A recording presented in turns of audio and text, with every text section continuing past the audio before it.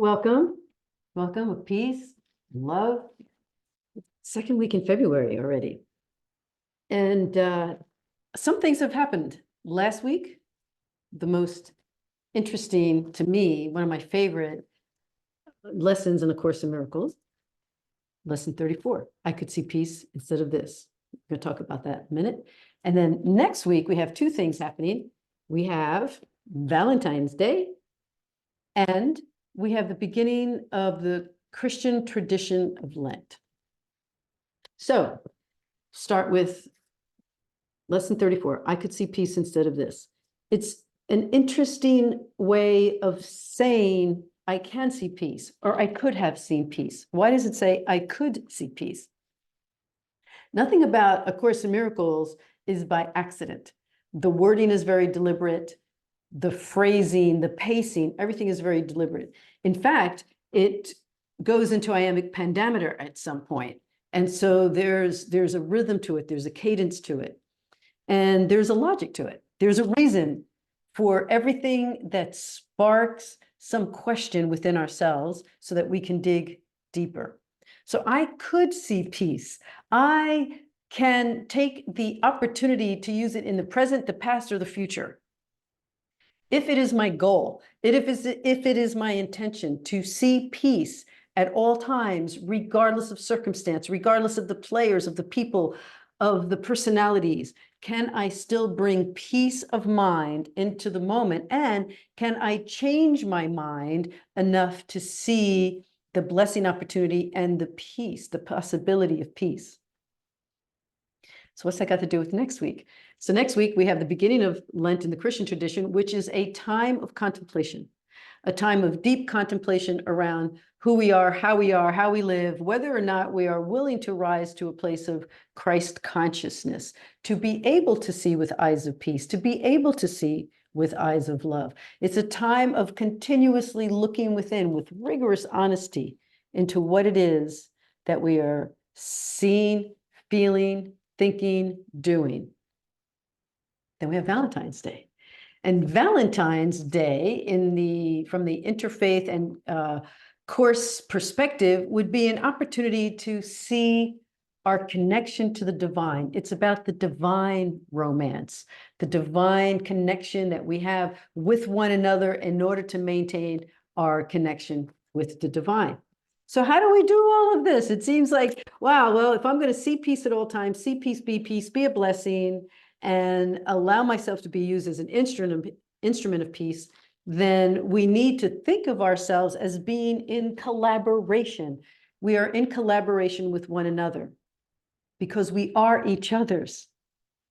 I'm going to share with you a poem by my friend Tanzua, who wrote this book. If you think it's poetry, you ought to call it that. And there's a piece in there called We Are Each Other's, which was inspired by her following A Course in Miracles studies and being a student of the course. So if we are in divine collaboration, we can think of everything as being somewhat of a dance, a cosmic dance, or a cosmic song, a collaboration of musicians. If you've ever witnessed that, I had friends who were great musicians, and I used to watch as they would create a song and a voice and harmony, but it didn't always start that way. It started clunky. It started out of tune. It started even as a clashing of egos, how it should be, how it should sound.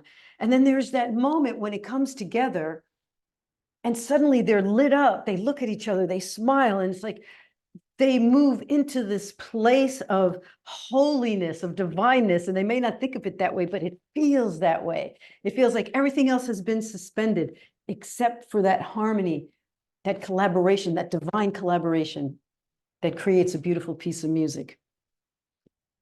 And we can try to extrapolate that concept and apply it to everything we do, that we are each other's. We all want peace.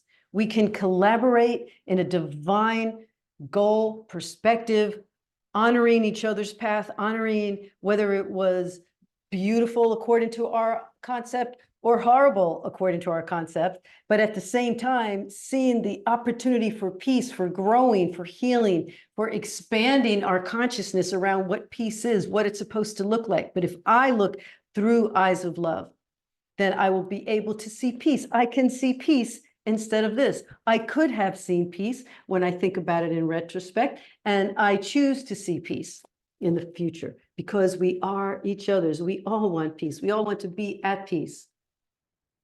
And so we start out with our different instruments, with our different sounds, with our different voices. And we choose to walk the path that brings the harmony together. That as if we were all part of this amazing, divinely inspired symphony. And regardless of how clunky it feels or it sounds in the moment, I want very much to be in harmony with you. And therefore we can find peace together. And if we think of ourselves as being adversarial, as we're in conflict, then we forget that we are each other's. We forget that we're here together at this time in this space to create something within ourselves, even if it's within our own hearts. If I can just bring my heart to a place of peace, regardless of what you're doing, saying, being, if I can see peace instead of this, instead of that, instead of the temptation to move into a place of judgment and condemnation. So Tanzua's poem. It's what inspired me to think of this in terms of like a symphony, a divine collaboration of musicians. She says, we are each other's. Resonate with God, the divine. Each one of us, a melody unique, beauty, individual, singular expressions of that most high. All organisms, the smallest to the last of us, orchestrators, essential, caregivers for each other. Planet Earth and all within its domain, never shall we ever forget from where we came. All from the one in the beginning. We are each other's, and only in concert will the grand symphony play harmonious. Thank you, Tanzua, for that beautiful reminder that we are each other's and we are each orchestrating our own piece, our own PIECE for the goal of PEACEs. Each piece comes together to create the grand symphony, the grand collaboration, the divine collaboration, divinely inspired to have this inner peace, to be instruments of peace. There's an interesting daily reader called Meditations for the Practice of a Course from Karen Casey. And she says in one of her writings, seek peacefulness. Few of us would admit to wanting anything but peace. Why then does it evade us? Do we not seek peace? Well, obviously we do. What we think we want and what we obsess about are frequently far different. The latter is what we get. The formula for discovering peace is simple. Stop thinking of those things out there that you obsessed about, that you were upset about, that didn't feel like what you wanted them to be, didn't come out the way you wanted them to be. If you take your focus out of that, get quiet, deeply quiet within yourself, turn your attention to the spirit within, ask for clarity, for a different perspective. I can see peace, for a forgiving heart, and peace will come. Because that's the goal. That's the goal. And so if we continuously focus on the discipline that it takes to change our mind, to change our focus, to stop thinking about the things that bring us even more hurt and deeper into our wounds, and instead think about how this is a divinely inspired symphony. I want to be a part of it. I want to be a part of what brings in the harmony. I want to remember always that we are each other's. So, lesson 35. 34, I could see peace and say this. Peace of mind is clearly an internal matter. It must begin with your own thoughts and then extend outward. It is from your peace of mind that a peaceful perception of the world arises. So I can see peace in any situation. Does that mean there's not war, not conflict, not all this other stuff that's going on that causes some internal shift in our energy? Well, those things are happening, but I don't want to add to whatever it would be to make it worse by obsessing about it, by adding harmful, conflicting, unkind energy, words, actions into it. My free will,